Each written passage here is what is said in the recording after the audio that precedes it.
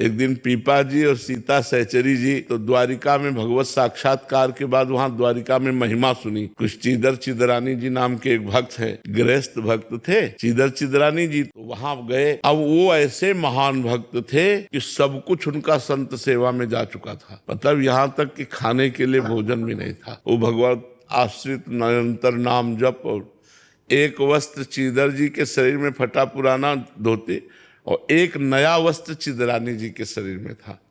चीदर जी ने देखा पीपा जी और सीता सहचरी आई, बहुत ही एकदम विकल हो गए कि इतने बड़े महान संत हमारे पास आए। मिले, खूब आनंद से बैठे।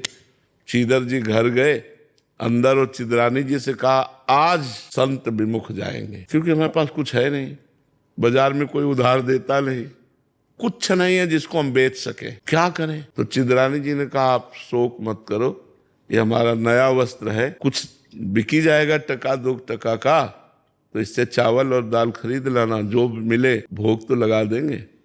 वो प्रसन्न हो गए। एक ही वस्त्र था तो बाजार में बेच दिया, जो भी उससे दाल चावल जो भी मिला उन्होंने बनाया, और बना के कोई 1.5 2 सेर 2.5 सेर थोड़ी मिलेगा उस कपड़े, एक कपड़े का। तो वो लेकर के पीपा जी सीता सहचरी को बाहर चीदर चिदरानी जी ने कि आप पाओ, तो उनका भक्तानी को भी बुलाओ, सीता सहचरी जी ने कहा। तो उनका नहीं, रहने दीजिए भक्तानी को आप, तो वो मैं लिवा के लाती हूँ। अंदर गई तो आंखों में आंसू और मुख में भगवान नाम, और रसोई में बैठे हो भगवान का चिंतन करे कि भगवान आप बड़े कृपाल हो।